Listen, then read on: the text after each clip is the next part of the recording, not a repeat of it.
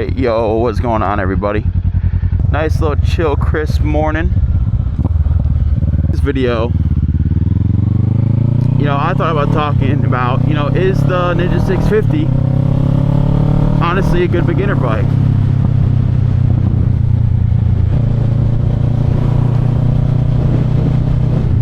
Now, everybody, I did do a 1 month review about like a month and a half, almost 2 months ago, which,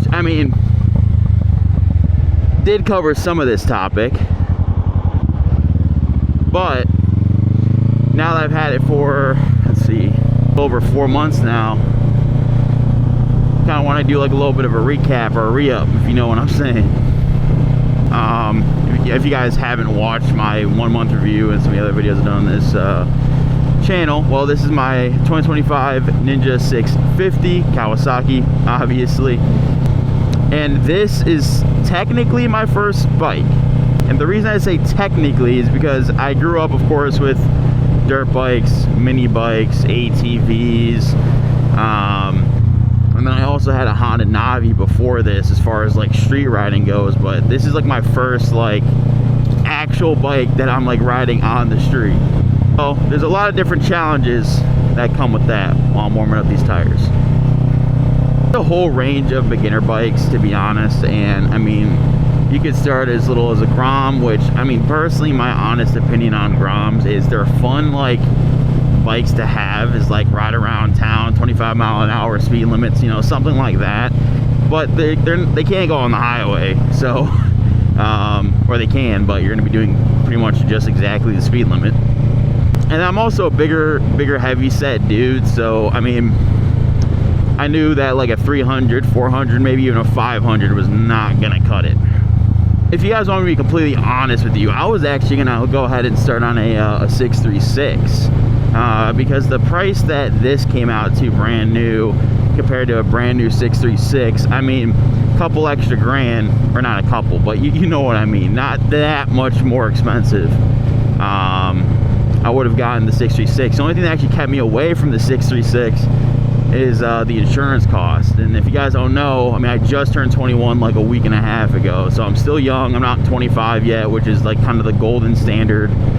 25 is like the golden standard for insurance companies to be like, okay, you're responsible enough, we'll give you like $50 a month or less for a ZX6. But since I'm not that 25-year-old age mark yet, I am currently dealing with what was it, like 360 plus a month quotes for a ZX6R for full coverage. Like, hell no. At the end of the day, like, it kind of puts into question, this is why a lot of younger guys that have bigger bikes don't get insurance, and that's a whole different topic in its own right, but because you shouldn't ride without insurance. Like, that is like car driving, riding, anything on the street with other people without insurance. I am 100% agreeing with that, but it's like, I can see why though people ride without insurance that are young with fast sport bikes, because just because I'm younger doesn't necessarily mean I'm not as skilled as the 30-year-old. I get it, whole frontal lobe development, blah blah blah, but some people are just more mature than others. Damn, we got Mr. Clean in the Mustang drop top. Back to the topic though, I was like, okay, ZX6R, that insurance is going to be too crazy, but I also don't want a smaller bike like a 400 or 500. What's a good like in between? And then I found this thing. So like I said, this is a 25 Ninja 650. The 650 class has been around for a while now.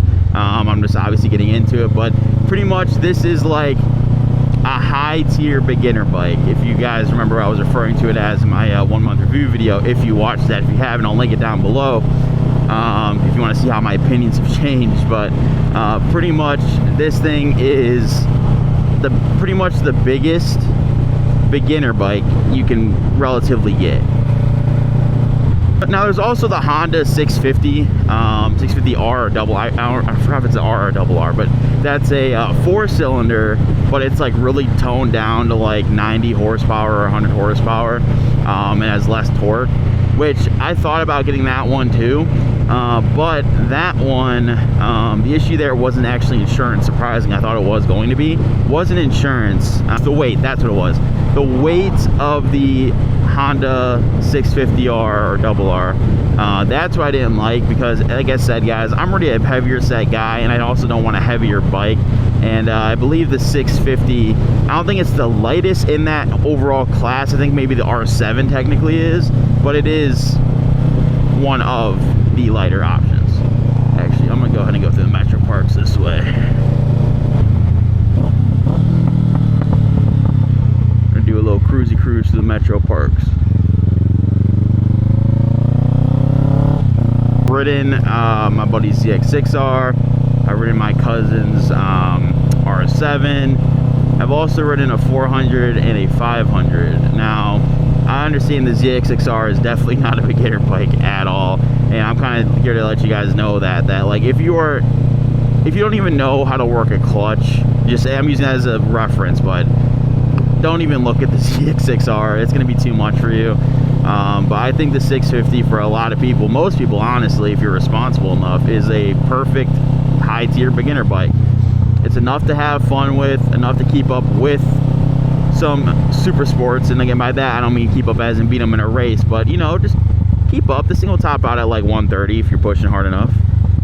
I'm stuck behind a fucking bicycle, dude. Damn it, I hate these motherfuckers. R7 also is a great starter bike too, in my honest opinion as well. It's just same thing there, is that it's classified as a super sport from Yamaha.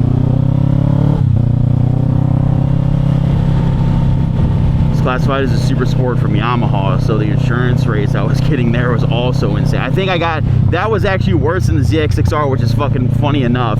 That I was getting $10,000 for a year quotes from like Progressive for an R7. What the fuck?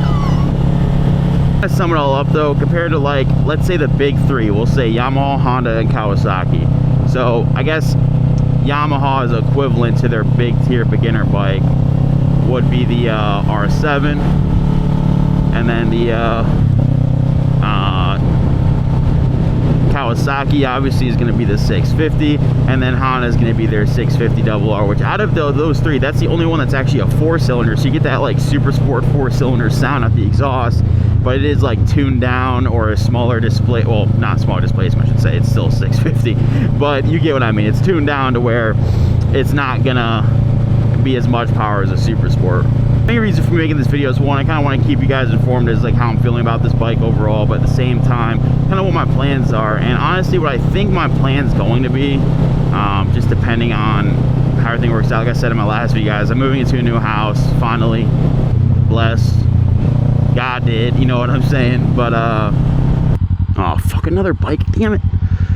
Just me bringing up this video, like I was saying, is I think you know God willing, everything works out in the next couple months here. Well, I shouldn't say months, but because it's already almost August, so I'm gonna have this bike for sure for the rest of this year / season. But I'm thinking beginning of next year, I think ZX6R is going to be the move, and I know insurance is going to kill me, but it's one of those things that's like, you know what, it's going to be worth it. Dude, this guy's fucking pushing low key. I'm doing 35 and I'm like pacing him. This guy's moving. This bicyclist is moving, bro. I'm doing 35 and I'm like matching his speed.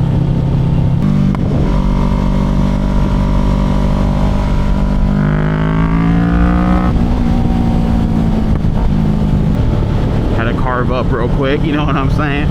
Yeah, I'm thinking ZX6, maybe even a 600 RR.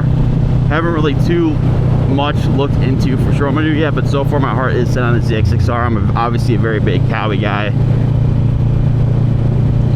but I don't have hate towards other brands either. One thing I will say is hopefully they fix that recall that on the new ZX6Rs, the 24s, 25s, or excuse me, the 25, 26s. Hopefully they fix that recall where the engine's basically a ticking time bomb, because if they don't, I'm not getting one of them. Yeah, but I think that's going to be it for today's video. I just kind of want to give you guys a little bit of an update, and I think it's going to rain. Yeah, it's fucking about to rain. I got to get home. And it looks like it. Alright, well, I'm gonna head off. Thank you guys for watching this video. Like I said, if you haven't yet, make sure to check out my other videos. Follow me on TikTok and all my social medias down below. I appreciate you guys watching. I'll see you in the next one. Peace.